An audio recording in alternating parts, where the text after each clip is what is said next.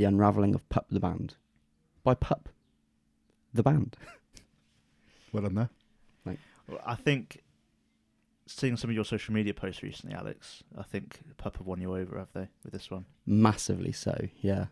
I just love it.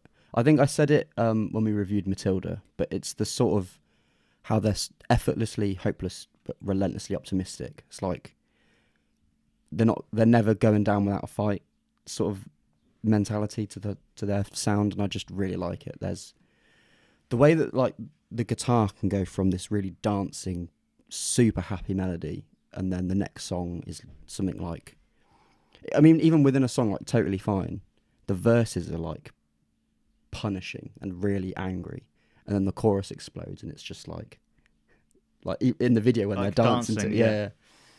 I really, really loved it. And one thing that I noticed production wise is that when Stefan's singing with sort of anger or like the harshness in his voice, he seems to be sort of buried slightly in the mix, and yet when he sings delicately, he's then pushed higher. I think I've noticed it firstly on Matilda when it gets to the "I was everything you need" part. It was like suddenly he's now at the forefront. It's like he's shouting to get the attention, and when he gets it, he's actually holding himself back. And then from on probably the two more aggressive songs on the album, Grim Reaping and Bankruptcy, there's clearly some kind of vocal distortion on there as well. Yeah. I really like the whole album. I think being a big Pup fan, I actually first listen I was a little underwhelmed, and I think it's because of that vocal mix. Yeah. I think being used to listening to Pup songs and having Stefan like right in your face screaming the words, I think, like you said, it was a bit more buried, and there's so much noise going on from everything else that it was almost a little bit lost in there. But the more I listened to it, the more I kind of got used to that, and now I love this album.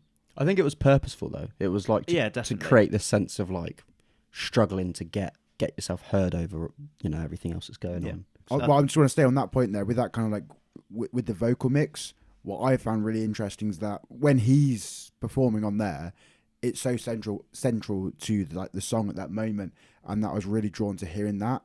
And the instrumentals kind of like drop down a complete tier to let him shine. But then as soon as he drops out, it's like they raised right back up, so it kind of gives them a chance to shine more.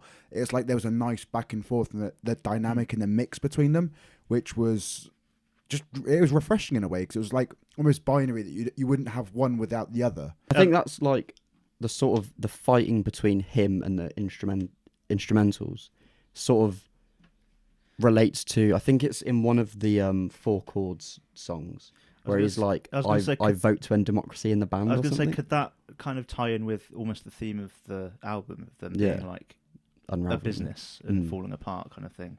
Yeah, because they've done songs previously, like if this tour doesn't kill you, where they've mentioned themselves kind of falling out with each other. Yeah, I think that sort of was like him against the band at times. I think it was an interesting dynamic. I actually love how the Four Chords trilogy break it up as well. Like it felt like it gave it nice points throughout the album. Like even though they're the kind of songs they are, and the content, even I think the third one is like 9 seconds of just like a part where it just ends with him just on the piano, just kind of smashing it. But like it broke it up very, very well. At first, it seems like they're there kind of just for comedic effect, but firstly, like the first Four Chords kind of bled perfectly into Totally Fine. I think that was a brilliant way to start the album. And like where he fucks up on the piano and plays the wrong key. Whether that was deliberate or not, I don't know. But either way, it's funny.